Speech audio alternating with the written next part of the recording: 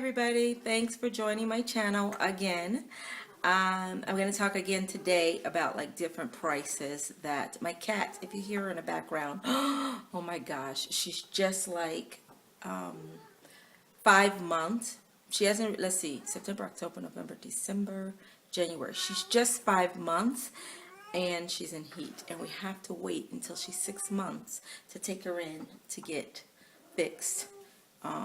It's an overpopulation in Israel of cats, and we got her. I think I spoke about her before. Anyway, forgive her noise. Anyway, so prices. I went shopping at Rami Levy, and I think I'll also attach that to here of me shopping at Rami Levy and different pictures that I took from there. But I was also going to talk about, like, in Israel, like when I ride the bus to do my shopping, and you can get delivery for some of the bigger shopping centers. Like there's Rami Levy, there's Osharad, there's Super Deal, Super Sol, all the ones that says super in front of it, and they're like big chain grocery stores, and you could do delivery, and delivery is like 20 shekels for delivery. And what's great is because the apartments are built like in the inside of a mountain, when they built buildings and establishing houses and apartments and just places in agriculture in Israel, they had to like drill into the mountains to make it happen. So the apartments are set up like there's usually like 2 entrances for tall apartments, as for mine, oh my gosh, as for mine, it's not like that. Mine, I am 2 floors down from the entrance, which you would think is like the basement, but it really isn't, because I have a yard. Anyway, so when they do delivery, it's a lot of groceries, so that they bring it to me is great, and I don't have to worry about getting it downstairs, which I have a Yenta cart that I use to go around and do shopping. So delivery, 20 shekels. They deliver it to your front door. You go and you do your shopping and give them all your information and Zelle. And so how I usually travel is with my Rav-Kav. And my Rav-Kav is, I add money on it. And this actually has 50 shekels. You also get your picture on it. I have my picture on it. 50 shekels. And then they give you 64.90 for traveling. So on this is like a receipt that you get. Can you see that? This is like the receipt you get, and it tells you on it how much you have left on your card, how much the ride was, and each time you use it, you get an hour and a half on the card. So you can travel bus, train, within the city, an hour and a half. You can even use the money that you put on the card to travel from Jerusalem to Tel Aviv. Now, Jerusalem to Tel Aviv bus is 16 shekels. So, for example, if I have 64 shekels on my card and I pay from my house to the bus station, that's $5.90. And then when I get on the Tel Aviv bus, it's another 16 shekels. Now, when I get into Tel Aviv and I need to take another bus, I have to pay $5.90 again. That's a lot.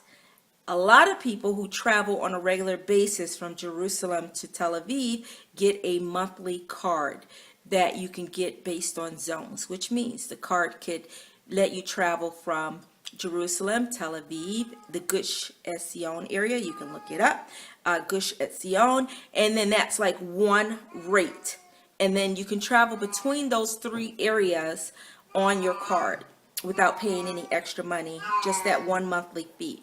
Or you can pay, I think there's an amount that you can pay that's like 500 shekels, and you can travel here, Tel Aviv. Anyway, there's like all these zones, and when you come visit, you can see that. You can ask at the place, at the bus station, you can get your card. You just go, you tell them you want a Rav-Kav, you're a visitor, and you want one because you're going to be traveling, and this is what they'll give you at the same time that you go, and you have to pay the amount. It might still be 5 shekels for the cart, and then they take your picture, and that is it. Another thing that I want to talk about was when you go grocery shopping or any kind of shopping or anything that you buy in Israel. You have so many ways to pay for your things. You could pay by cash, you could pay by credit card, or you could pay by check.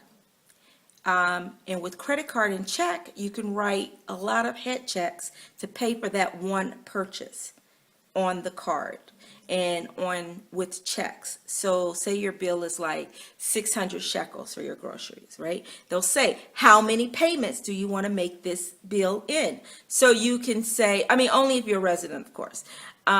You would say, I want 6 payments. So they will divide the 600 shekel bill into 100 shekels a month taken off of your card to pay for the bill.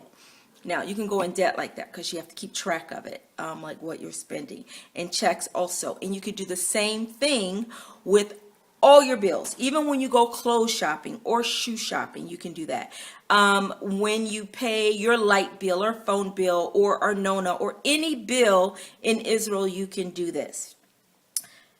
You don't have any money, your bank gives you a loan if you want. They give you, first you get an overdraft. You say, how much do you want on your overdraft? Your overdraft is money that you can also spend, but they charge you interest for it. So you can go to your bank and you say, can I have an overdraft of 6,000 shekels? They say, okay, no problem. So you have to go in and you sign the contract that you want this overdraft of 6,000 shekels. Now, you can spend that 6,000. You can have nothing in your bank and you're only living off your overdraft. Now, I do not recommend that, but people do it. In Israel, a lot of people live in the overdraft. Israel gives you so much. They'll even let you say, do you need a loan? I see you're having a hard time and you don't have any money in your bank and your bills keep coming in and your checks keep bouncing. Would you like a loan? So they'll give you a loan. Now, they will give you the world. But if you do not pay them back their money, you will be in big trouble, which means that you will go to this place called, you won't go, but someone will call you from this place called Hasal Hapoal. And that is like, it's really collections. And say your bill is like 100 shekels that you didn't pay. And when it gets there, you'll be paying 600 shekels just from that one phone call. And it goes up every day, and they don't play. They want you to pay it right then and there. So Israel banking system and all the services they will give you with no problem. But you have to keep track of what you spend, or you will get all your accounts frozen. And I know someone, they got in that situation. They weren't able to open up a bank account. They weren't even able to have a credit card anywhere. And they weren't, because everything's connected to Israel Bank. So anyway, so that's that. Let's see, I spoke about that. The renters pay for arnona, which is the tax on the apartment in the States.